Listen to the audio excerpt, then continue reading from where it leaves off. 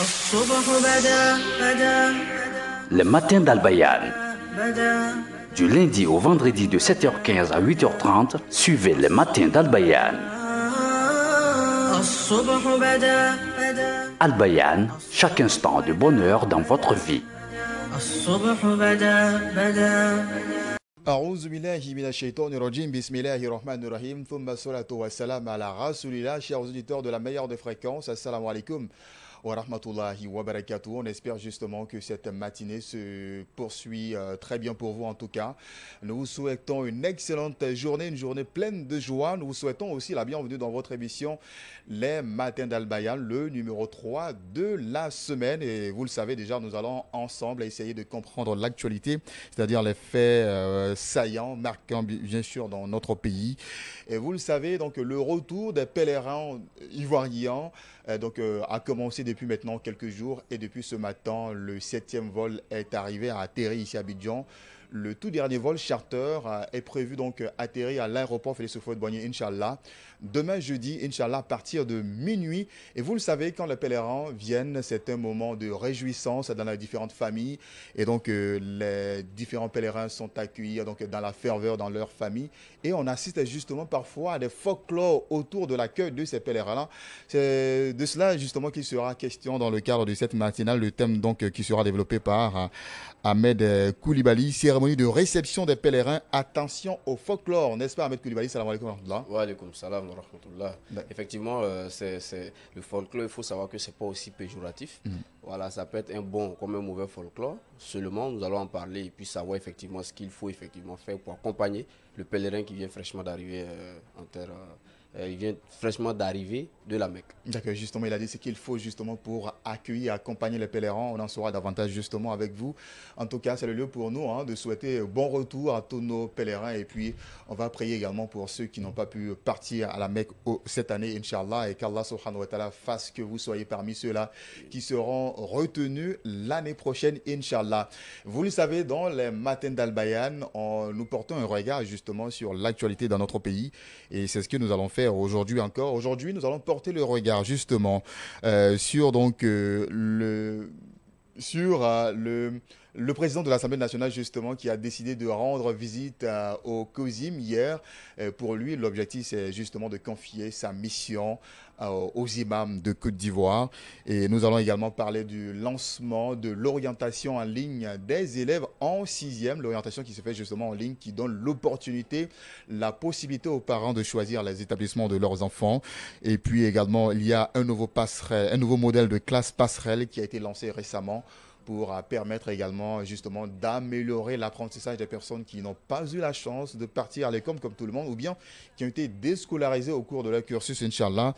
Et puis nous allons également parler de cette situation entre la Côte d'Ivoire et le Mali, les 49 soldats arrêtés.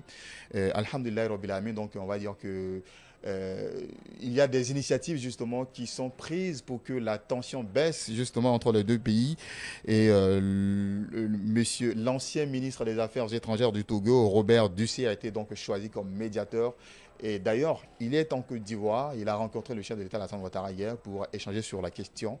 Nous allons aussi débattre de cela, Inch'Allah, dans le cadre de cette matinée. Vous le savez également, vers la fin de l'émission, à partir de 8h20, vous également aurez le droit justement de participer à cette émission. Il vous suffira tout simplement de nous appeler au 27 22 43 50 50 pour vous prononcer justement sur le sujet du jour. Je le rappelle, il porte sur l'accueil donc des pèlerins qui se fait justement parfois dans le folklore.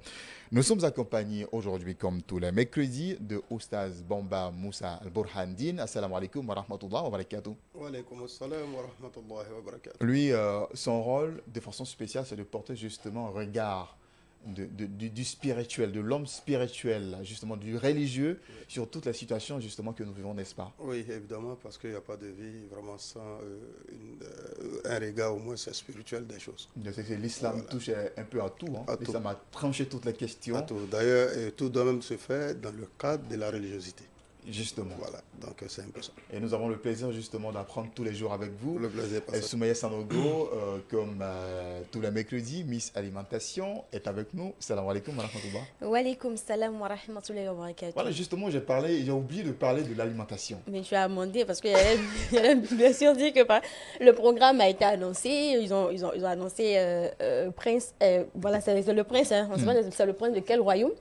Ils ont dit également qu'il y aura l'actualité commentaire, mais moi, ma rubrique, là, ils n'ont pas mis, tu seras amendé. Non, en réalité, moi, j'ai voulu te laisser annoncer la rubrique. Parce qu'on a un adage, quand on dit, et je sais pas, je ne maîtrise pas l'adage, mais on dit, mais que l'eau qui sort de la bouche de quoi est plus fraîche du poisson ou bien quoi là? On dit ça façon. Qui peut me rappeler? On dit en malingué qui peut dire, et puis on va traduire. Silu, l'eau qui sort de la bouche de... Non, il faut dire une bonne est plus fraîche. D'accord. Ok, aujourd'hui, dans la rubrique alimentation, nous allons parler des vertus du clou de girofle. Et c'est vrai qu'ici en Afrique, on utilise beaucoup, mais on ignore quels sont les bienfaits de cet aliment-là pour l'organisme. Et puis également, tout ce que nous consommons, quand nous consommons en excès, il y a également les effets néfastes. Donc nous allons parler de tout cela aujourd'hui, Inch'Allah. D'accord. Donc votre voisin, on l'a déjà présenté, Ahmed Koulibaly, justement celui qui va, on va dire, exposer sur le thème du jour. Et il a justifié, on va dire, en quelques lignes le choix donc, de ce thème, Inch'Allah. On aura l'occasion de suivre son exposé. Et de façon exceptionnelle, depuis mercredi dernier, ici... Demain encore, sinon la semaine prochaine on vous reçoit, on va plus parler d'exception. Ahmed Bakayogo est avec nous, salam alaikum wa rahmatullah. Wa alaikum salam wa rahmatullah. Aujourd'hui il est sapé comme jamais, bien fourré. Ça a toujours été le cas. Fait qu'il n'est pas habituel. Fourré? Ah oui. Non, fourré, j'ai pas dit sapé, j'ai dit fourré. Parce que lui il aime se saper sans se fourrer. Merci pour l'accueil triomphal. D'accord, Ahmed Bakayogo n'est pas toujours avec nous les mercredis, mais il est toujours là les jeudis. Justement, sa présence s'explique par... vous le constatez justement, l'absence de Abdul Hakim Odoliye qui dirige habituellement cette équipe, la mercredi justement. Il est actuellement éprouvé par une maladie et nous profitons de l'occasion pour lui souhaiter prompt rétablissement. Voilà, en attendant, voilà, donc nous avons cette lourde charge de nous asseoir sur son fauteuil justement. Et Inch'Allah, la semaine prochaine, on l'espère, il sera avec nous. Inch'Allah, il sera bien sûr à sa place et moi, je serai probablement là. Inch'Allah. Inch'Allah. Donc nous allons tout de suite commencer avec l'actualité commentée. Et comme je le disais, le président de l'Assemblée nationale, Adama Bictogo, a rendu visite hier au COSIM. C'était au siège de l'institution. Cette visite s'inscrit justement dans le cadre de son élection à la tête de l'hémicycle ivoirien. Justement, il a décidé de confier sa mission aux hommes de Dieu.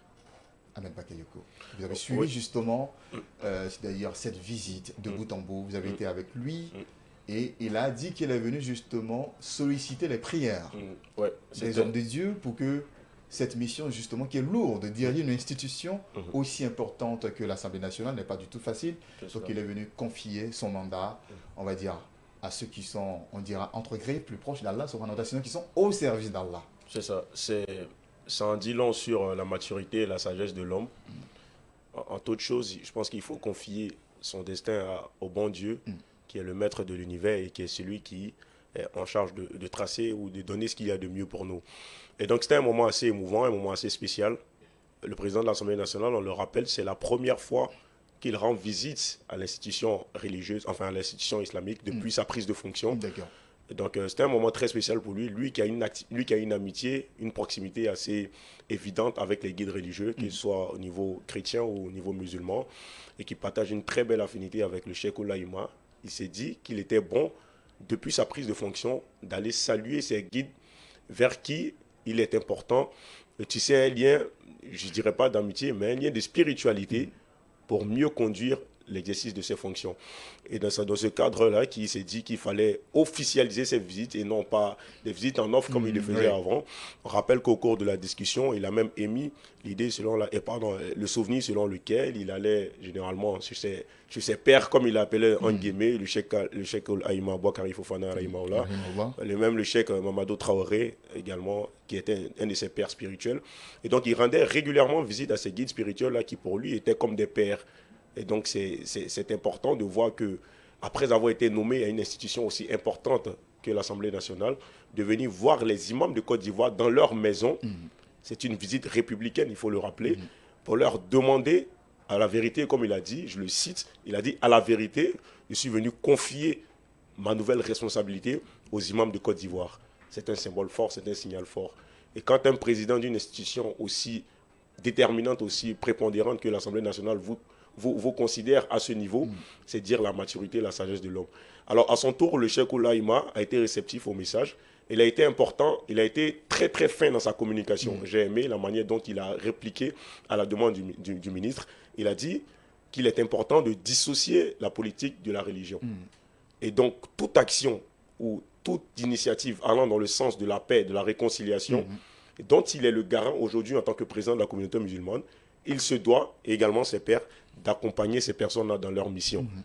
Donc, pour des personnes, pour des profanes ou pour des détracteurs, en voyant l'image du président de l'Assemblée nationale à côté du président du COSIM, on peut rapidement faire de la récupération politique en disant que c'est peut-être une nouvelle amitié qui se... Donc, pour rapidement anesthésier la polémique, le cheikh Oulaïma a été clair devant le président de l'Assemblée nationale. Il a dit que dans votre bonnes intentions de venir nous voir, nous les imams de Côte d'Ivoire, en disant on vient vous confier notre destinée, parce qu'il avait une délégation de 16 personnes, notamment ses vice-présidents, ses membres du cabinet, etc. En voulant nous confier votre mission, vous êtes animés d'une intention saine. Nous, les imams de Côte d'Ivoire, on va faire ce qu'on va faire. Parce qu'il a dit, une personne publique, une personnalité politique, ce sont des personnes qui, généralement, qui ont des paroles ou qui ont des actions qui agissent sur le vécu quotidien des populations. C'est-à-dire que les décisions d'un homme politique peuvent impacter positivement comme négativement une population. Et donc, nous, ce que nous allons faire dans notre rôle de guide religieux, c'est de prier à Allah subhanahu wa ta'ala de vous inspirer dans votre mission. Que les bonnes intentions dont vous avez et que dont vous voulez répercuter sur les populations, que ces intentions-là soient régulées par Allah subhanahu wa ta'ala et qu'il agisse positivement sur les populations. Ça a été ça la quintessence du message du cheikh. Et donc, quand un guide religieux s'exprime comme ça, je pense que même si vous ne l'aimez pas, vous ne pouvez pas dire qu'il fait de la politique. Donc, le cheikh Oulaïma a vraiment fait des bénédictions également pour son père, pour le père spirituel, pardon, pour le père politique d'Adama Bitoro, qui est le président El Hadj Alassane Ouattara, qui a demandé aux imams de Côte d'Ivoire de faire des doigts, non pas forcément en présentiel, parce qu'il a dit que les doigts les plus importants, c'est forcément en l'absence de la personne, pour lui montrer, pour lui témoigner d'une sincérité. Et donc de prier pour le bien-être de la Côte d'Ivoire, pour la stabilité, pour la paix dans le pays, et pour la cohabitation, surtout pacifique, il a insisté, entre les deux religions, parce qu'on rappelle dans la délégation du président de l'Assemblée nationale, il y avait également des chrétiens. L'image était forte, on voyait des femmes chrétiennes, mais voilées, dans la maison des imams. C'était vraiment une image très symbolique. Et donc, il y a ce brassage religieux-là qui vraiment donnait une allure de solennalité vraiment dans ce cadre. Et c'était très émouvant, c'était très, très utile. Également, le président, je termine sur ça, a rappelé qu'il fallait rapprocher davantage les deux maisons, la maison des députés et la maison des imams du Côte d'Ivoire, rapprocher ces deux entités-là pour donner une force de consolidation, la paix et la cohésion sociale en Côte d'Ivoire et bien sûr dans l'intérêt commun des Ivoiriens. D'accord, merci beaucoup en tout cas à Ahmed Bakayoko pour ce reportage, on le dira. C'était un reportage qu'il fait. C'est ça, c'est un contraire. Donc, il vient de faire un plateau, justement. Mais en tout cas, merci pour toutes ces informations. Il faut le dire que c'est Ahmed Bakayoko, justement, qui était notre envoyé du côté donc, du siège de l'institution. Je parle bien sûr de COSIM. Et on a entendu Ahmed Bakayoko, encore une fois, ce geste du président de l'Assemblée nationale vient témoigner justement de la confiance que placent nos institutions aux guides religieux. Cela est très important dans un pays. Quand les institutions, on va dire, écoutent la guide religieux, vraiment se confient aux guides religieux, c'est-à-dire quelque part que quand on aura besoin de leurs paroles seront entendues justement. Ahmed Coulibaly ? Oui, naturellement. Et je pense que c'est une bonne démarche parce que effectivement, les politiques ont toujours été, comme il a dit, toujours assimilés voilà, aux questions religieuses. Et pour ma part, c'est pas méchant. Parce qu'on vit dans une cité et il est important que, effectivement, la religion ait son mot à dire sur la gestion de la politique. Ouais. Seulement, il ne faudrait pas faire d'amalgame. Ouais. Sinon, je pense que c'est une bonne initiative. Cela n'a pas commencé par Adama Bitoro. Il y a eu plusieurs personnalités, d'autres institutions, notamment des premiers ministres et même des présidents de la République, qui sont allés, après leur élection, demander la clémence d'Allah auprès de nos guides religieux pour que effectivement ce mandat puisse être une réussite.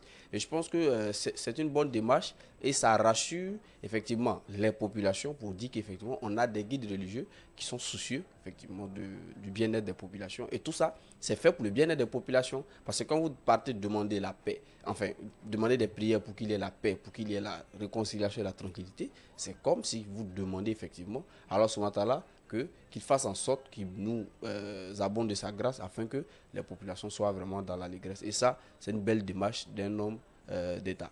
D'accord.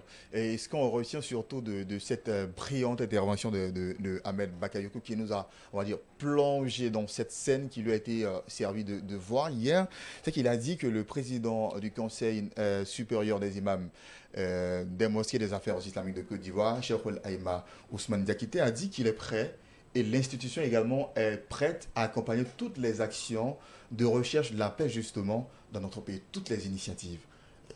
Et ça, c'est également à saluer l'implication totale des imams de Côte d'Ivoire en ce qui concerne la recherche de la paix et de la réconciliation vraie dans notre pays. Imam Brouhan. Ouais, bismillah. Il faut dire que pour l'image, d'abord dans un premier temps, moi je suis beaucoup touché. Sauf que je voulais, je ne sais pas si je suis sur la bonne analyse. Est-ce que c'est l'institution qui rend visite à une institution ou bien c'est une personnalité qui rend visite à une personnalité?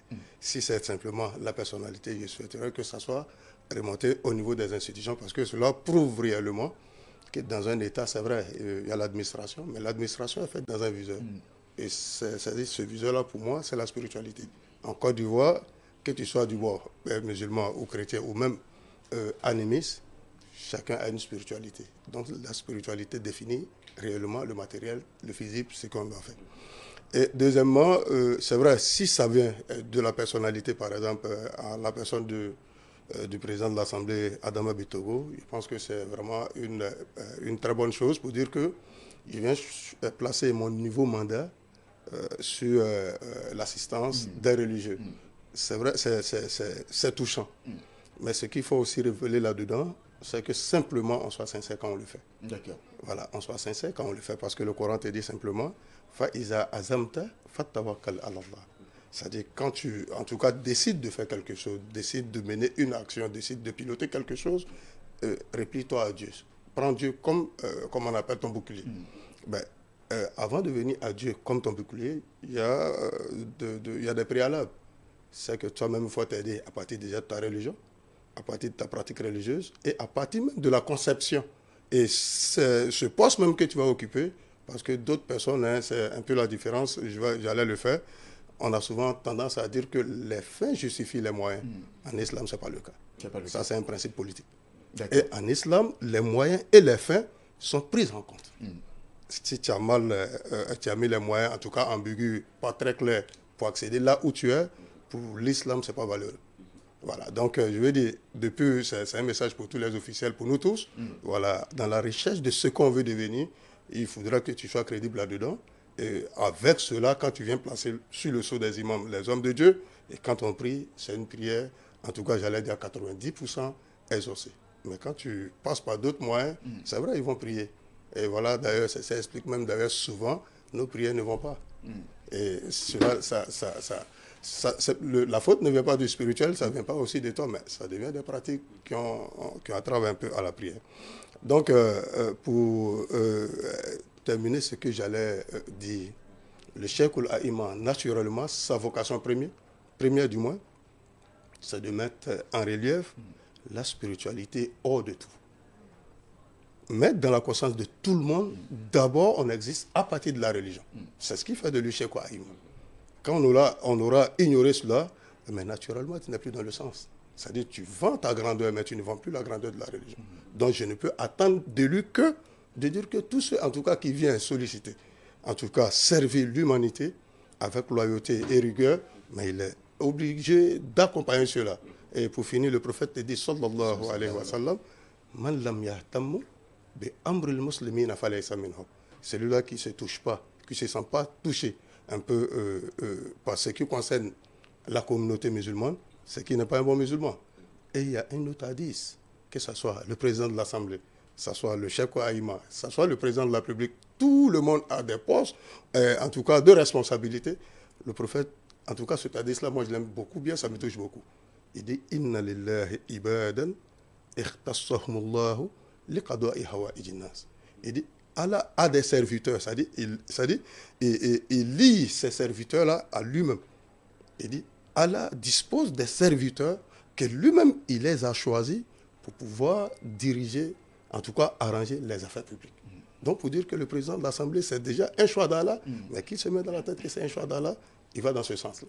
Le président du COSIM, c'est Allah qui l'a choisi et il le lie à lui à travers ce hadith, mais il n'a qu'à se survenir pour pouvoir servir. Donc tout le monde est concerné par cela dans les postes de responsabilité.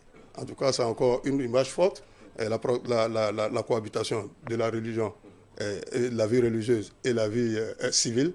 Je crois que c'est une bonne chose et Allah, nous souhaitons, nous prions que, en tout cas, cela soit vraiment beaucoup encouragé, voilà, et que ça soit dans le sens d'Allah, subhanahu wa ta'ala. D'accord, merci en tout cas à El Hajj Burhandine Bamba Moussa pour, on va dire, cet exposé également. Hein. C'est aussi un exposé justement. Non, évidemment, il a été inspiré par Ahmed parce que vraiment, apparemment ici, ce côté, c'est le côté des exposés. Ah bon. Quand on est assis ici, et puis il y a même un dernier point que j'ai oublié de souligner. D'accord. C'est que tout à l'heure, Ahmed, dans son exposé, a dit j'avais des chrétiens dans la délégation, des femmes chrétiennes qui se sont voilées pour venir dans la maison d'Allah. C'est un enseignement. Voilà, ça dit, ça fait pas de la liberté, le lieu, les conditions de lieu, ça dit de te modifier. Voilà, le respect, pour ton respect et le respect du lieu, te modifier pour, voilà, ça, pour le cadre en fait.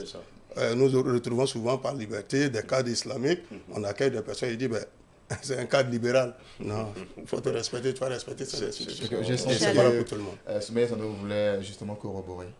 Ah oui, effectivement, moi je pense qu'ils ont tout dit, hein, mais il faut aussi rappeler que le fait que le président de l'Assemblée nationale parte voir le Cheikh Aïma, voilà, pour des bénédictions, pour sa mission, la mission qui lui a été assignée.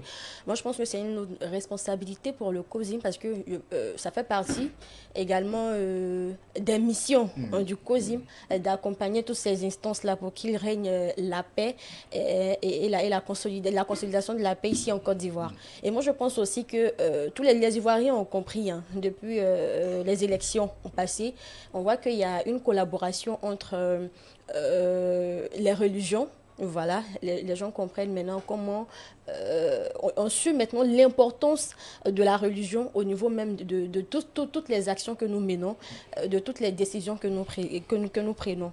Voilà, donc c'est une marque de sagesse de la part du président national, Adama Bitogo, de partir voir, je vais dire, le Cheikh Aïma Ousmane Diakité pour qu'il puisse l'accompagner, n'est-ce pas, dans sa mission. Merci en tout cas à tout le monde pour, on va dire, ces réactions sur ce sujet aussi important. Nous allons tout de suite parler d'autre chose. Aujourd'hui, effectivement, démarre l'opération d'orientation en 6e pour les élèves déclarés admis au CP. Il faut dire que sont concernés par cette opération tous les élèves ayant obtenu au moins 85 points. C'est-à-dire si vous avez CP, vous avez l'opportunité, sinon le droit d'être orienté tout de suite dans un lycée ou bien dans un collège, justement. Et depuis 2018, cette nouvelle politique qui est mise en place ici en Côte d'Ivoire, c'est que les parents ont désormais le droit, sinon l'opportunité, à partir d'un téléphone, choisir l'établissement de leurs enfants. Et l'opération commence aujourd'hui jusqu'au samedi prochain. Oui, c'est bon, c'est une bonne mesure. Et c'est-à-dire que lorsque j'ai inscrit ce sourire, en fait, c'est parce que hier, j'ai demandé, peut-être avant-hier, pardon, j'ai demandé à une jeune fille qui vient d'avoir fraîchement son entrée en 6e. Et je lui ai demandé, puisque j'ai eu l'information, ce que vous venez de me donner, comme quoi le parent a l'opportunité de choisir son établissement, et de demander à la fille, à petite, mais tu veux aller où? Tu vas aller dans quel établissement? Mais elle ne sait pas. Voilà. Bon, imaginons qu'on a un parent qui est aussi analphabète, qui n'est pas allé à l'école. Comment il va choisir ça pour chose? On va peut-être consulter un grand frère, un petit frère, qui va peut-être prendre ça à la volée pour orienter cela. Je ne fais pas partie de ceux qui sont d'accord avec cette mesure. Seulement, si elle a été mise en place, il faudrait qu'effectivement, au-delà des parents, que les encadreurs de ces enfants puissent effectivement contribuer à l'orientation de ces enfants. Pourquoi? Parce qu'il y a des enfants qui sont très excellents. Et vous pouvez, le parent va choisir l'établissement par rapport à la proximité du lieu d'habitation. Il va aller choisir un lycée moderne ou un collège moderne à 2 balles. Et ça va faire que l'enfant qui est censé être excellent et qui est censé exceller dans des écoles d'excellence va aller se retrouver dans un établissement où il ne doit pas être dans un environnement où il ne doit pas être. Donc ça, c'est le risque que je vois en tant que journaliste. Il est important que je puisse en parler. Mais en même temps, j'espère que effectivement nos enfants seront bien orientés. Donc, il faut dire que la sous-directrice de l'orientation, Madame Eilé Viviane Eba, qui a justement annoncé le début de cette opération, c'était avant-hier justement, à travers donc une conférence de presse, a dit que l'opération est une réussite. Depuis 2018, on était à 60% aujourd'hui. Et l'année dernière, nous étions à 90% de réussite. Voilà, ça veut dire que ça marche très bien. Excusez-moi si je vous interromps. Quand on parle de réussite, c'est par rapport à quoi? Voilà, justement, c'est ce que je la réussite. La réussite. Le fait que les parents aillent sur la quoi. plateforme pour choisir le lieu. Non, la réussite, c'est ça. La réussite, c'est dire que, effectivement, les établissements demandés par les parents, les enfants sont réellement, effectivement, orientés dans ces établissements. Justement. Naturellement. Voilà, ça, c'est la réussite, justement. Parce que parfois, il peut y avoir des cas où que dans le communiqué, qu'elle précise la réussite dans ce sens. Parce que quand on parle de réussite, ça nous prend également en compte, effectivement, l'orientation de l'enfant lui-même. Tu vois? Parce que quand on parle d'orientation, on parle également de sa réussite dans l'école, sinon dans l'école où il fait. Non, pas dans l'école, justement. C'est de ça qu'il s'agit. Et c'est là que la crête... Même c'est de ça qu'il s'agit. Et Ahmed, justement, a soulevé, on va dire, des inquiétudes concernant cette opération. Est-ce que vous voyez les choses de la même manière que lui? Oui, moi, je pense que dans le fond... Parce que dans tous les cas, ce qu'il faut souligner, c'est que Ahmed Koulibaly a dit tout à l'heure que supposons que le parent ne sait pas lire, comment il fait son opération et l'enfant également ne sait pas choisir. Mais si nous faisons également un retour dans le temps où on faisait encore les choix sur papier, mais imaginons que votre parent, justement, ne sait pas lire. Comment se faisait le choix? Je faisais à l'école, c'est-à-dire il y avait, je vais dire, un inspecteur d'orientation qui était faisait, là pour expliquer un peu. Mais ça se faisait à l'école, mais ce ne sont pas les parents. Moi, je me rappelle, quand nous étions encore au CM2, mais on vous donnait le papier et on faisait signer par le parent. C'est-à-dire que vous n'avez pas le droit de choisir une école comme vous voulez. C'est-à-dire qu'il faut l'agrément, c'est-à-dire l'accord, la caution de votre parent. Et pour ça, les institutions demandaient la signature de votre parent sur le papier d'orientation, justement sur le papier sur lequel vous faites le choix. Sinon, on demandait à d'autres de faire venir leurs parents venir choisir. On va dire que c'est à peu près la même chose. Justement, rien n'a changé. C'est la ligne, voilà. Seulement que c'est en ligne, c'est plus facile maintenant, je crois bien. Moi, je revenais sur le fond, l'idée même de cette réforme-là. Vous savez, quand une réforme est entreprise, il faut du courage, il faut de la ténacité derrière. Les réformes ne sont pas faites pour plaire à tout le monde. Les réformes sont faites dans le cadre de participer au bien-être de la majorité. La majorité, ça ne veut pas dire satisfaire tout le monde. La majorité, c'est dit agir dans le sens d'aider le plus grand nombre de personnes, enfin la quantité la plus importante de personnes dans un État ou dans une nation. Je pense que quand ils ont fait l'État généraux, en tout cas de l'éducation nationale, je pense que l'idée qui était mise derrière cela, c'est d'entreprendre des mesures dans le sens de la facilitation, on va dire, ou bien en tout cas de l'amélioration des conditions de travail, mais aussi pour contribuer à la compétitivité des élèves sur le plan national. Alors, en choisissant, en menant un choix, en opérant un choix pour l'école de son enfant, je pense que c'est un choix de vie. Choisir une école pour son enfant, c'est très déterminant.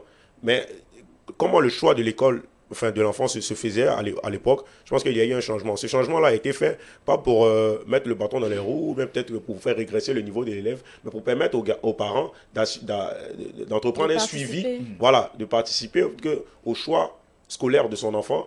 Également le choix de son avenir, parce que l'école détermine l'avenir, parce que vous ne pouvez pas mettre votre enfant dans une école boutique ou dans une école où on a dit, voilà, c'est les truands qui dominent. Je pense que vous n'êtes pas conscient de l'éducation ou de l'avenir de votre enfant.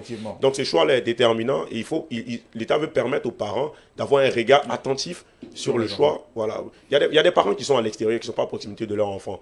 Et donc ceux-là, maintenant, ont la possibilité de choisir à travers Internet où est-ce que leurs enfants iront bientôt. Donc c'est très important.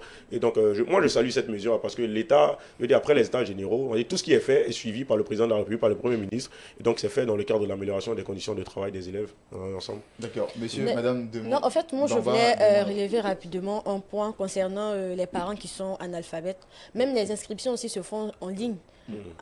par rapport à ceux qui sont au lycée, au collège, les inscriptions se font en ligne. Qu'est-ce que les parents ils font?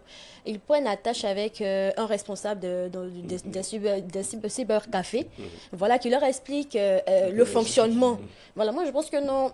Voilà, c'est possible aussi parce qu'ils font l'effort de partir vers ces personnes-là, voilà, pour l'orientation de leurs enfants. Dans tous les cas, on se dit que à peu près dans toutes les familles, hein, on a la chance d'avoir au moins quelqu'un qui sait lire.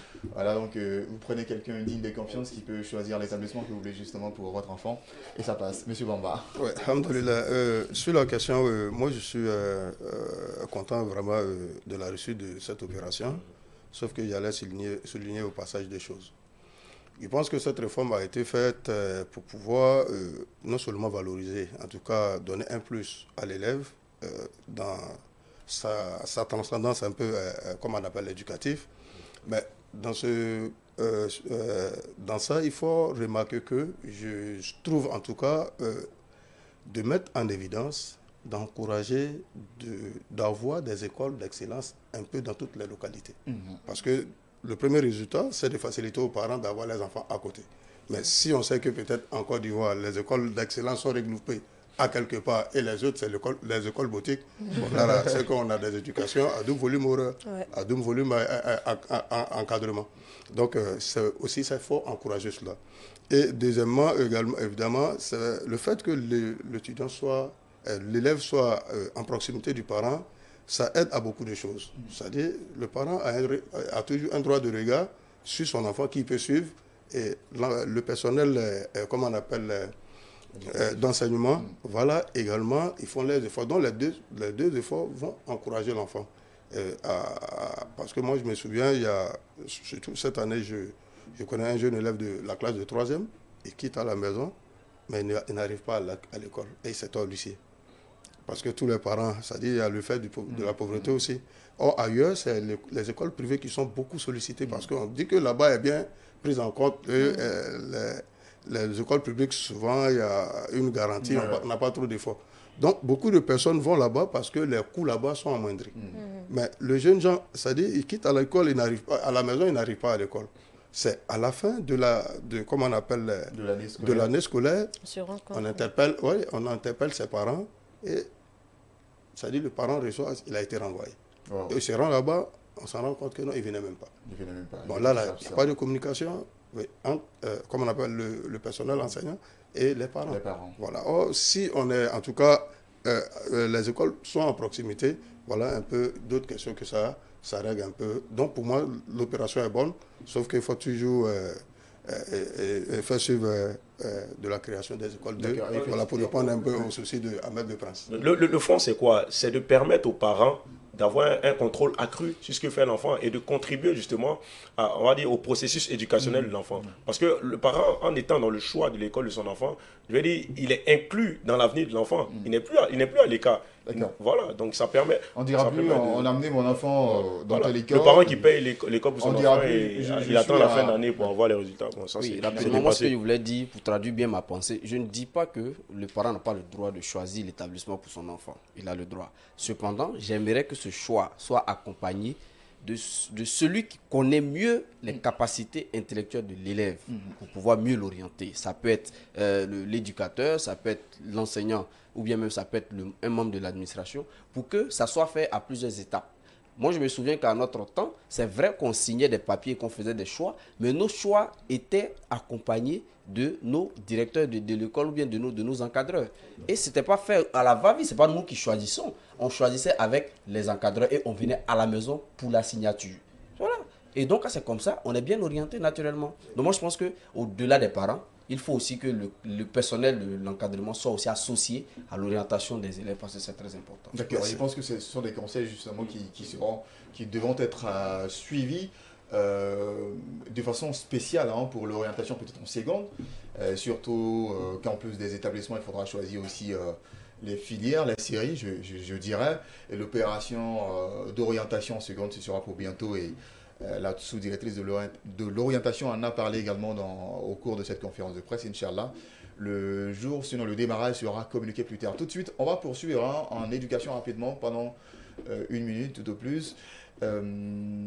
Les classes passerelles, justement, un nouveau programme, un nouveau modèle vient d'être lancé. Les classes passerelles, c'est ce système d'apprentissage qui est offert à ceux qui n'ont pas eu la chance d'être scolarisés ou bien qui ont été déscolarisés, justement, et qui ont quitté de façon accidentelle, on le dira, le chemin de l'école. C'est une opportunité qui leur a donné de retrouver encore le chemin et poursuivre les études. On se rappelle, ce système d'enseignement a été adopté en Côte d'Ivoire au début des années 2000. C'était donc, on va dire, suite à l'avènement des crises qu'on connaît justement dans notre pays et plusieurs enfants ont abandonné le chemin de l'école suite à ces événements malheureux. Donc la chance leur a donné encore une fois de retrouver le chemin de l'école et de recouvrer leurs droits à l'éducation, voilà, que leur confèrent justement toutes les législations. C'est une sorte d'école de la deuxième chance pour ces personnes-là qui ont pris du retard dans le marathon vers la réussite, de leur permettre justement de s'inscrire dans la dynamique de poursuite du chef de l'État, d'inclure tout le monde dans le processus du développement de la Côte d'Ivoire. Il ne faut pas laisser des personnes en retard et privilégier certaines personnes dans l'avancée du pays. Et donc, en voulant inclure tout le monde, il y a ceux qui ont pris du retard, il y avait des personnes marginalisées, il y avait des personnes qui, au bas de l'échelle sociale, n'ont pas les moyens adéquats pour s'inscrire dans des écoles de qualité ou même peut-être de poursuivre des études qui sont dans des activités qui peut-être sont loin du cadre éducationnel ou du cadre scolaire, de permettre à ceux-là d'aller à l'école, voilà, de s'inscrire dans des, on va dire, dans des filières ou dans un cadre, on va dire, voilà, estudiantin pour avoir les rudiments intellectuels ou moraux, des valeurs, engranger des valeurs, parce que c'est aussi ça la Côte d'Ivoire nouvelle. Ce n'est pas que le quotient intellectuel, mais c'est aussi une somme de valeurs qu'il faut conjuguer pour avoir une identité nouvelle à notre pays. Et donc, c'est un projet important de l'État de Côte d'Ivoire. Je pense que le budget même de l'éducation, enfin, tout ce qui est formation également, c'est accru. C'est dire l'importance que le chef de l'État accorde à l'éducation en Côte d'Ivoire. Donc, moi, je pense que c'est une initiative à encourager. En tout cas, merci beaucoup, en tout cas, Ahmed Bakayoko. On sera obligé de s'arrêter ici pour l'actualité commentée. Et avant donc de refermer ce chapitre, à cette autre information également, l'ancien ministre des Affaires étrangères du Togo, qui est en Côte d'Ivoire justement dans le cadre de la médiation entre la Côte d'Ivoire et le Mali en ce qui concerne cette affaire de 49 soldats ivoiriens arrêtés au Mali. Alors on va dire aussi à l'occasion pour nous, encore une autre fois, d'appeler les uns et les autres à la retenue justement pour réitérer ce message du Conseil national de sécurité qui a appelé les Ivoiriens au calme et à la retenue. Il ne faudra pas, on va dire, s'aventurer n'importe comment du point de vue, on va dire, à travers nos réactions justement dans des spéculations inutiles justement. Nous avons une minute qu'on va donner à Ahmed Koulibaly justement pour faire l'introduction de son sujet. Ah ouais. D'accord, avant le top horaire. Oui, avant le top horaire. Ouais, juste après si vous voulez. Allons-y. Alors, j'allais dire qu'il est important effectivement de savoir que les pèlerins, le fait d'aller au Hajj est une grâce, c'est une miséricorde d'Allah subhanahu wa ta'ala. Et le fait d'avoir un parent ou une connaissance effectivement qui revient de la Mecque également est une grâce, c'est une miséricorde. Combien de fois on voit des gens très heureux de recevoir des pèlerins. Cependant, quand on doit recevoir des gens, surtout des pèlerins, il y a la manière, c'est de cela que nous allons parler certainement après le top horaire. Après le top horaire. Merci de votre fidélité à la voix de l'Islam éternel pour l'éternité que vous captez sur les 95.7 Abidjan et environ. Vous suivez bien sûr votre émission matinale, les Matins d'Al-Bayan, émission qui vous est proposée du lundi au vendredi de 7h15 à 8h30, émission à travers laquelle justement vous comprenez mieux l'actualité, émission au cours de laquelle justement nous débattons d'un sujet chaque jour. Et aujourd'hui nous avons décidé de parler des cérémonies de réception des pèlerins, justement parce que les pèlerins ivoiriens ont commencé à venir depuis maintenant quelques jours. Et le 7e vol s'est posé sur le tarmac de l'aéroport Félix Houphouët-Boigny ce matin. Voilà, aux environs de 2h, 3h, je crois bien. Et le 8e et dernier vol charter est prévu atterrir donc à Abidjan, Inch'Allah, demain, jeudi, à partir de minuit. Nous allons parler justement de la cérémonie de réception de nos pèlerins avec Ahmed Koulibaly. Mister, on vous écoute. Merci de cette attention qui m'honore. Effectivement, quand vous avez l'honneur de recevoir les pèlerins, quand tu as un pèlerin déjà que tu dois recevoir? Oui, plusieurs déjà. Ah, plusieurs? Ouais. Ok. Bientôt, on ira pour l'accueil, la grande accueil au village. On va manger là-bas? Oui. Parce qu'on constate généralement, c'est quand les pèlerins viennent... Oui, c'est un véritable darabat. On célèbre cela parce que c'est important. Avant de commencer déjà, Imam, ce darabat autour de l'accueil des pèlerins. Comment est-ce que vous analysez ça? Non, Ahmed Koulibaly va commencer ce voilà, je vais commencer. J'en suis sûr, on sera du même avis. Alors, c'est une grâce, comme je l'ai dit tantôt, d'avoir un parent ou une connaissance proche qui revient du Hajj, effectivement. Et il est aussi important, lorsque vous avez cet honneur d'avoir l'une de ces personnalités, de lui accueillir et de lui réserver un accueil triomphal, un accueil digne de son rang. Mais aujourd'hui, dans l'extase, dans la manière de le faire, souvent, on pêche un peu avec certains, comme on l'a dit, certains, pour employer le mot folklore, à travers certains mots ou certains actes qui font que, effectivement, il y a assez de folklore autour, effectivement, de cet accueil.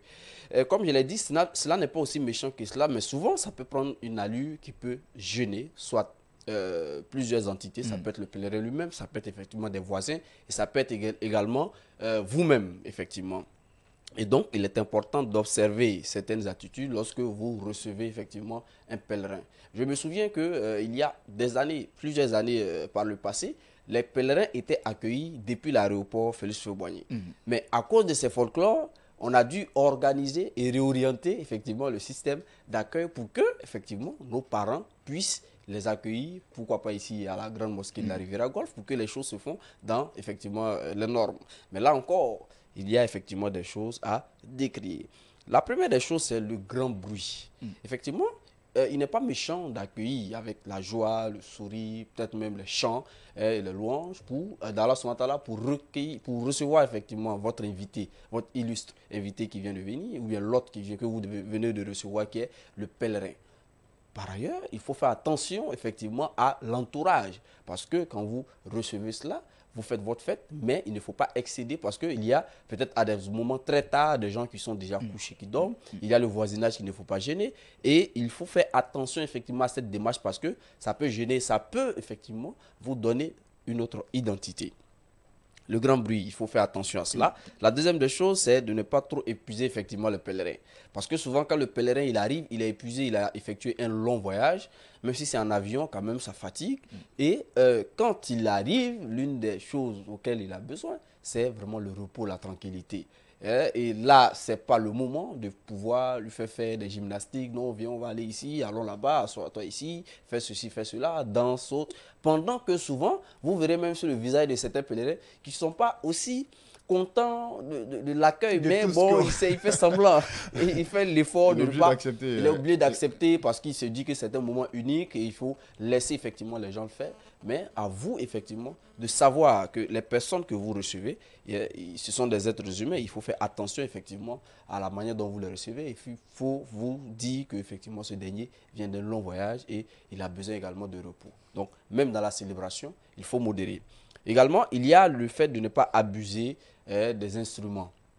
Ça peut être les tam-tams, ça peut être des choses. C'est pourquoi souvent on parle de folklore. Ce n'est pas méchant voilà, moi-même, souvent, j'aime bien. C'est pas des danses que je fais. Ah bon? Oui, pour que tu peux faire des démonstrations? Non, mais. Les téléspectateurs vont te voir la soirée. Parce que je sais que les téléspectateurs aussi savent de quoi je parle. Mais il est important, oui, d'exprimer sa joie, d'exprimer son bonheur, de recevoir son autre. Mais les tam-tams, les bruits, tout ce qui est instrument, il faut effectivement savoir, si vous voulez les utiliser, bien sûr, savoir les utiliser aussi modérer effectivement le volume. Et il y a également le fait de ne pas abuser effectivement des tam-tams tambours, mais il faut surtout, et ça c'est ce que j'ai cité, c'est ce qu'il ne faut pas faire, mais ce qu'il faut faire, et c'est l'élément essentiel sur lequel je vais m'accentuer pour accueillir un pèlerin, la moindre des choses, c'est lui réserver un accueil spirituel. Qu'est-ce que moi j'appelle un accueil spirituel? C'est parce que j'ai remarqué ça au Nigeria par exemple. Lorsqu'ils accueillent les pèlerins, généralement, ils font, c'est-à-dire qu'il y a un hafiz au sein de la famille, c'est lui qui vient au devant et la première des choses, on installe d'abord le pèlerin, avant de lui demander des doigts, on lui fait des doigts. On peut lui faire une belle lecture coranique pour que ce dernier-là, effectivement, puisse savoir l'affection et la joie dans laquelle nous, effectivement, nous sommes en le recevant.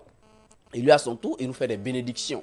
Et quand c'est comme ça, vous verrez que même en se faisant cela, vous verrez des moments d'émotion. On a vu des pèlerins pleurer. Depuis qu'ils sont arrivés ici, la manière dont ils ont été accueillis de façon spirituelle, ça fait qu'effectivement, ils se sont rappelés de tout ce qu'ils ont vécu pendant cette période du Hajj. Et donc, pour moi, il faut effectivement plutôt aborder les pèlerins dans ce sens. Hein? Célébrer, applaudir, bien je sais pas, dire bonne arrivée, alhamdulillah, il fait des accolades. Mais après, s'il y a la possibilité de le faire asseoir et de faire des lectures coraniques, ça sera bien pour lui. Et aussi, ça sera bien pour vous. Et ce moment de spiritualité, lorsque vous le partagez, vous aurez effectivement plein de mérites, mais aussi, vous aurez effectivement la possibilité de tirer profit de ce pèlerin qui peut aussi profiter pour vous raconter un peu son voyage, comment ça s'est passé, qu'est-ce qu'il a vu, qu'est-ce qu'il a vu de bon et de mauvais. Et ça peut également vous permettre d'avoir l'envie d'aller au Hajj. Et c'est ce que j'allais dire pour finir, pour dire que le pèlerin, il a le droit d'être accueilli dans la ferveur, mais il faut effectivement faire attention parce que cette ferveur ne doit pas prendre une allure démodérée. Cette ferveur ne doit pas prendre une allure démodérée. Démodérée, justement. J'espère que ouais. Les parents qui viennent de recevoir le pèlerin aujourd'hui, justement, ce petit matin, quand on arrivait à 5 h du matin ici à l'antenne, nous avons croisé justement les pèlerins qui étaient en train de, on va dire, de rassembler leurs bagages et regagner leur famille. On espère que tous ces parents, justement, ont entendu Ahmed Koulibaly, ne pas tomber dans l'excès en ce qui concerne justement la joie qui doit donc accompagner, on va dire, cet accueil justement chaleureux que vous voulez accorder à vos pèlerins. Et tout de suite, Soumaya Sanogo a donné la parole. Oui, moi, je voulais réagir en disant que avant, cette cérémonie était nécessaire parce que les pèlerins, ils quittaient soit le Mali pour l'Arabie Saoudite, ils partaient à pied. Donc, il y a d'autres qui retrouvaient la mort. Ça, c'est l'historique, justement. Voilà, sur le chemin de cet accueil. de retour. Mais il y a d'autres, par contre, c'est-à-dire qu'ils sont tellement... Ils sont attendus. Écoute l'histoire. Ils sont attendus des mois et des mois. Donc, lorsqu'on voit le pèlerin arriver, donc on fait cette cérémonie de réjouissance pour dire bonne arrivée au pèlerin. Mais moi, je pense que maintenant, ce n'est pas nécessaire. Je veux plutôt parler du fait qu'on peut accueillir le pèlerin. C'est-à-dire, il est là et puis on organise quelque chose à la maison et puis il fait des témoignages de ce qu'il a vécu, pouvoir encourager les autres à aller au Hajj. Et puis, il y a aussi des pèlerins qui disent que, voilà, maintenant, on peut m'appeler Hadja ou on peut m'appeler El Hadj. Parce qu'il exige qu'on les appelle comme ça. Ils exigent qu'on les appelle comme ça. Donc, moi, je pense qu'on ne devait pas s'apaisantir sur le fait qu'on t'appelle Hadja ou El Hadj, mais soit organiser une cérémonie. Il y a d'autres même qui font les uniformes. Il y a d'autres, comme il a dit, qui font les danses de réjouissance, pardon. Mais on ne devait pas s'apaisantir sur ça. On devait plutôt, le pèlerin devait tirer profit de tout ce qu'il a vécu en Arabie Saoudite. D'accord, merci en tout cas à Soumaya Sanogo qui nous a fait ce très beau cours d'histoire qui nous permet justement de comprendre l'origine, on va dire, de toute cette ferveur, de ce folklore qui accompagne l'accueil de pèlerins. Elle a dit, dans le temps justement quand les pèlerins partaient, généralement c'était à pied, on n'a pas l'assurance, ce sont des mois qu'ils mettent en route pour arriver. Le retour, ça peut prendre une année pour certains, des années même. Et on n'a pas totalement l'assurance que le pèlerin sera de retour, surtout qu'il n'y a pas de téléphone pour l'appeler, connaître son état, là où il se trouve justement. Et c'est ce qui a engendré tout cela. On aura le temps d'en parler justement avec les autres invités. Mais avant, on va respirer un peu, permettre également à nos annonceurs de communiquer.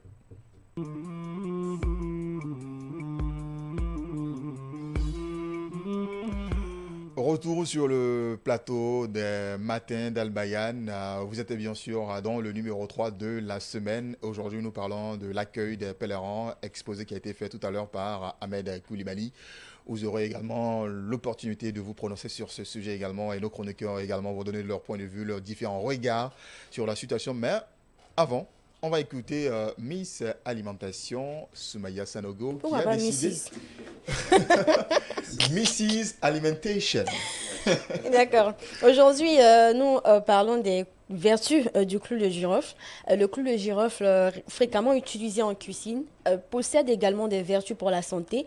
Il favorise notamment la digestion et lutte contre les infections dentaires. Le clou de girofle est contre-indiqué en cas d'hypertension. Quels sont les bienfaits du clou de girofle? Le clou de girofle est considéré par la phytothérapie thérapie européenne. Ils sont utilisés contre les infections urinaires comme les cystites et les calculs rénaux. Le clou de girofle a notamment une action vermifuge sur le ténia. La saveur du clou de girofle favorise la digestion. Ses composés aromatiques permettent de lutter contre les maux d'estomac, ballonnement, aérophagie, gêne gastrique. Le clou de girofle tire tous ses bienfaits de sa concentration en eugénol, particulièrement puissante dans son huile essentielle, précise Christelle Desloges, qui est naturopathe. Ses propriétés en font également un très bon allié dans la lutte contre certaines affections virales. Le clou de girofle aide à lutter contre la toux. Comment utiliser le clou de girofle pour les dents et soulager le mal de dents et les gencives douloureuses? Pour soulager le mal de dents et les gencives douloureuses, il faut écraser légèrement un clou de girofle et le placer à l'endroit où ça fait mal. Cette petite recette permet de calmer la douleur en attendant de consulter. Pour une hygiène buccale régulière, fabriquez votre propre bain de bouche à base de girofle, portez l'équivalent d'une tasse d'eau à frémissement et retirez du feu. Ajoutez 5 à 6 clous de girofle et laissez infuser pendant que le mélange refroidit. Retirez les clous de girofle et c'est prêt. En plus d'assainir la cavité buccale, cette préparation rafraîchit la laine. Comment utiliser du clou de girofle pour les cheveux? Le clou de girofle appliqué en lotion sur le cuir chevelu et la chevelure est un excellent remède pour apaiser l'inflammation de la peau, réduire les pellicules et stimuler la circulation sanguine. La repousse de cheveux est stimulée et sa vitalité est renforcée. Comment faire une infusion du clou de girofle? Alors, l'infusion du clou de girofle est utilisée à la fois pour un usage interne et externe. La recette, il faut disposer entre 3 et 8 clous de girofle dans une tasse, verser de l'eau bouillante là-dessus, laisser infuser pendant 10 minutes.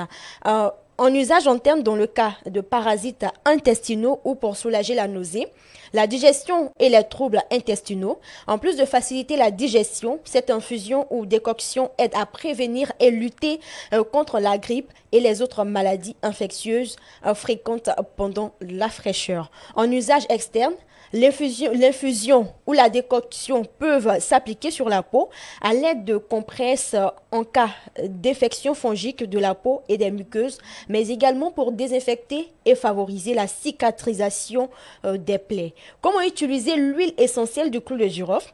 L'huile essentielle du clou de girofle est très puissante. Il est impératif de l'utiliser avec précaution à faible dose. En massage, en cas de fatigue nerveuse, appliquez en massage le long de la colonne vertébrale une goutte d'huile essentielle du clou de girofle mélangée à une cuillère à café d'huile végétale, par exemple du beurre de karité. Ne pas appliquer l'huile essentielle pure sur la peau.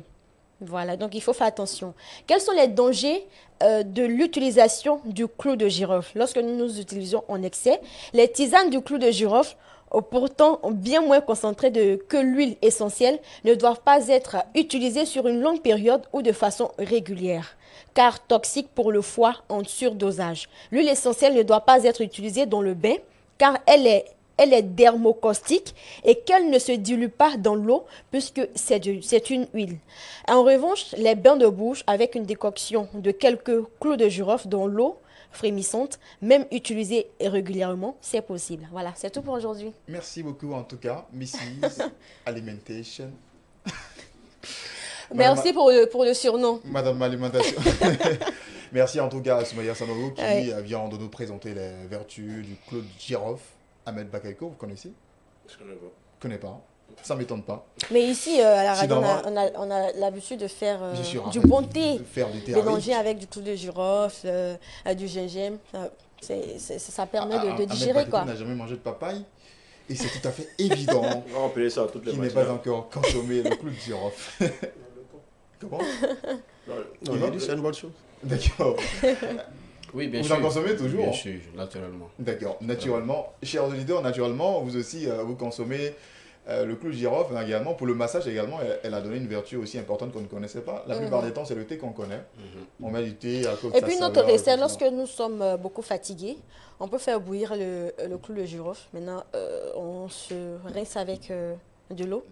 Voilà, après, soit on travaille, c'est-à-dire une journée très chargée. Vous faites ça et puis vous dormez bien. D'accord. Merci en tout cas. Ahmed Koulibaly va essayer. C'est ça, Inch'Allah. Il va essayer ça demain. Il va essayer. Demain. Les auditeurs ne savent pas pourquoi est-ce que nous parlons de demain, mais Ahmed Koulibaly nous comprend. Chers auditeurs, vous avez aussi le droit de participer à cette émission au 27 22 43 50 50. Vous prononcez, donnez votre point de vue justement sur le sujet du jour. L'accueil justement réservé aux pèlerins, cet accueil aux couleurs de folklore justement. L'exposé a été fait tout à l'heure par Ahmed Koulibaly. Bien sûr, en attendant, on va dire nos premiers auditeurs qui vont participer à l'émission, nous allons tout de suite passer la parole à nos chroniqueurs ici sur le plateau. Justement, tout de suite, on se dirige vers notre imam Burhan. Il a relevé pas mal de choses. Les instruments justement qu'on utilise pour accueillir les pèlerins et les accompagner jusqu'à la maison. Que dit l'islam sur cela? Que dit l'islam? L'islam dit beaucoup, d'après un allié. Donc, c'est pour dire que ces instruments, il faut comprendre qu'en islam, la joie existe, l'épanouissement existe. Mais l'islam a sa façon de le faire. Voilà, d'organiser cette joie-là et cet épanouissement. Mais généralement, nous perdons de vue. D'abord, la personne même que nous voulons accueillir. C'est-à-dire, on devrait être en avance sur la personne. La personne vient d'accomplir l'un des piliers de l'islam. Est-ce que son hajj a été exaucé ou pas? Pour quelqu'un de très conscient, de très sage, c'est la première chose auquel il devrait d'abord beaucoup miser. Elle est partie, elle est revenue. Est-ce que son hajj a été capital pour elle? Quand tu mets le pèlerin au centre de façon spirituelle, toi-même tu as peur. Parce que le prophète te dit, sallallahu alayhi wa sallam, Allah n'accorde jamais des certitudes à son serviteur ici. Et il n'inflige jamais aussi deux peurs. Donc, ça veut dire que l'être humain doit être entre l'espoir et la peur. C'est-à-dire, si on s'accorde la certitude ici, ce qui veut dire qu'à l'au-delà, il n'aura pas la certitude.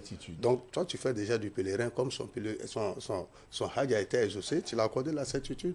Ben, quand tu ne fais pas bien, tu vas les désorienter. D'accord. Voilà pourquoi quand Ahmed disait tout à l'heure, l'accueil spirituel, moi en tout cas, je opte pour ça, parce que moi j'ai déjà pris part à des accueils. Comment on organise? Le pèlerin, il vient. Et nous sommes associés. Nous organisons d'abord une prêche pour lui montrer l'utilité de ce qu'il fait.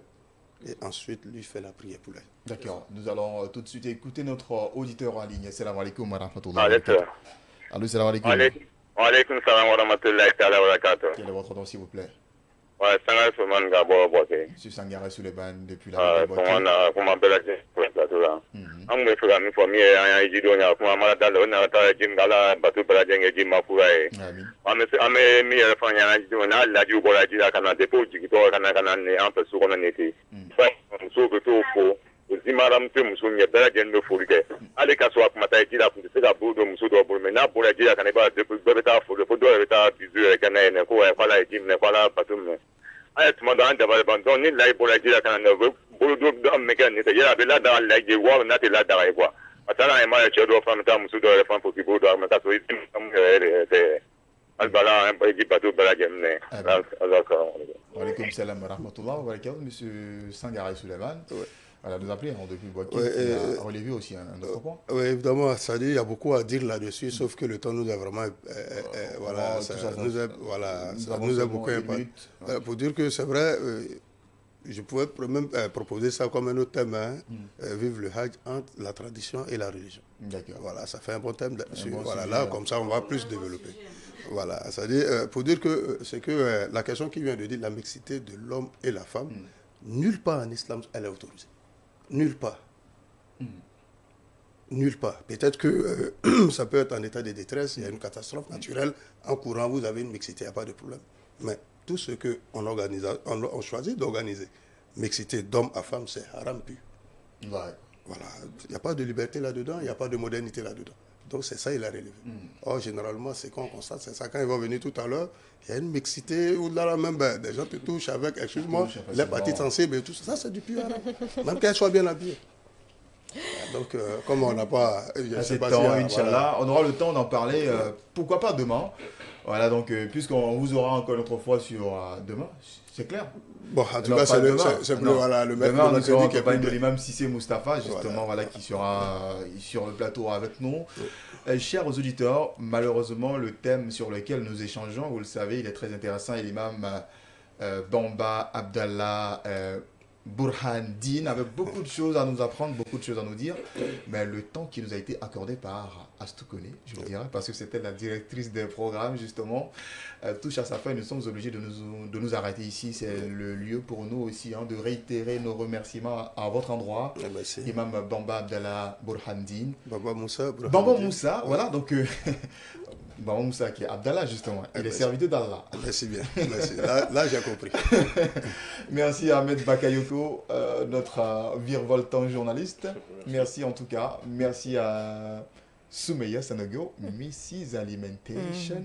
Je vous en prie. Merci également à Ahmed Koulibaly, le prince, qui devient vrai prince là, demain, Inch'Allah. Le roi demain. Est-ce que tu souhaites qu'on dévoile toute l'information? Non, pas du tout.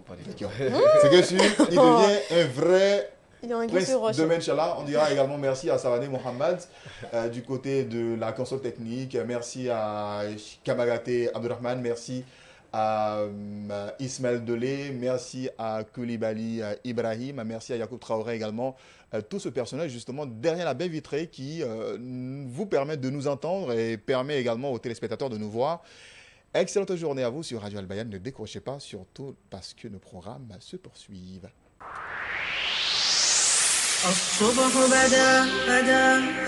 Le matin d'Al-Bayan. Du lundi au vendredi de 7h15 à 8h30, suivez les matins d'Al-Bayan. Al-Bayan, chaque instant de bonheur dans votre vie.